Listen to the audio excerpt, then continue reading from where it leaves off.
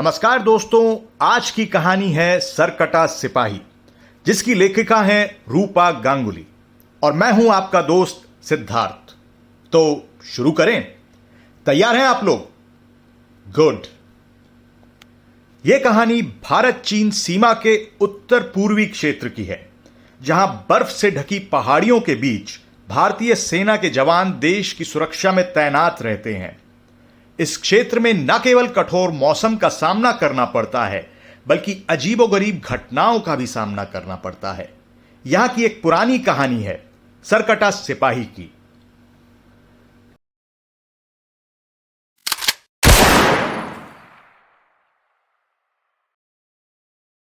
कहानी की शुरुआत होती है हवलदार शंकर से, जो भारत चीन सीमा पर तैनात थे।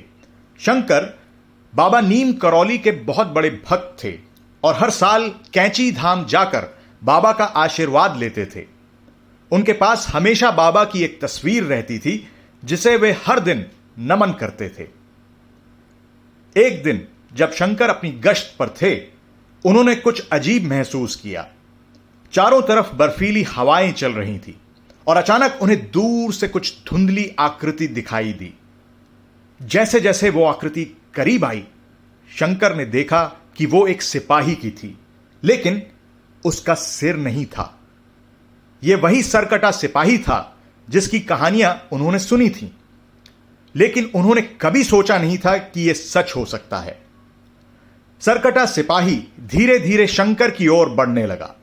शंकर ने अपने हथियार उठाए, लेकिन उन्हें अपनी पूरी शक्ति जमा करने में कठिनाई हो रही थी। जैसे ही सरकटा सिपाही और करीब आया, शंकर ने बाबा नीम करौली का नाम पुकारा और अचानक एक अद्भुत घटना घटी। बर्फीले तूफान के बीच से एक तेज रोशनी फूट पड़ी और शंकर के सामने बाबा नीम करौली प्रकट हो गए। बाबा ने शंकर की तरफ देखा और मुस्कुराते हुए कहा, डरो मत मेरे बच्चे, मैं तुम्हारे साथ हूं। सरकटा सिपाही, जो शंकर पर हमला करने ही वाला था, बाबा की उपस्थिति से पीछे हटने लगा। बाबा नीम करौली ने अपनी दृष्टि से सरकटा सिपाही को देखा और वो सिपाही कुछ पल के लिए स्थिर हो गया। फिर बाबा ने शांति से मंत्र पढ़ना शुरू किया और सरकटा सिपाही का शरीर कांपने लगा। उसकी आत्मा, जो इतने सालों से भटक रही थी, बाबा की शक्तियों के सामने नतमस्तक हो गई। बाबा के मंत्रों की शक्ति से सरकटा सिपाही का सिर और धड़ दोनों अलग हो गए और वो दर्द से चीखने लगा।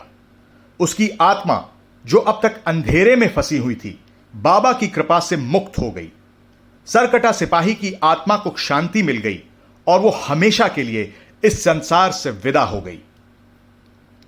बाबा नीम करौली ने शंकर के सिर पर हाथ रखा और उन्हें आशीर्वाद दिया। तुम्हारी भक्ति ने तुम्हें आज इस विपत्ति से बचा लिया, बाबा ने कहा। सच्चे भक्त की रक्षा हमेशा होती है। अब तुम निर्भय होकर अपना कर्तव्य निभाओ। शंकर की आंखों में आंसू थे। उन्होंने बाबा का आभार व्यक्त किया और उनके चरणों में झुक गए। जब शंकर ने सिर उठाया तो बाबा नीम करौली वहां से गायब हो चुके थे और बर्फीली हवाओं के बीच अब केवल शांति थी। शंकर अपने साथियों के पास लौटे और उन्होंने इस चमत्कारिक घटना के बारे में अपने साथियों को बताया। यह घटना न केवल शंकर के लिए, बल्कि उनके पूरे दस्ते के लिए भी एक प्रेरणा बन गई। अब शंकर और उनके साथी निडर होकर सीमा की रक्षा करते हैं, क्योंकि उन्हें विश्वास है कि बाबा नीम करौली हमेशा उनकी रक्षा करेंगे। सरकटा सिपाही की कहानी अब उस क्षेत्र में नहीं सुनाई जाती, क्योंकि बाबा नीम करौली के आशीर्वाद से वो आत्मा हमेशा के लिए मुक्त हो गई। तो दोस्तों, अभी के लिए इतना ही।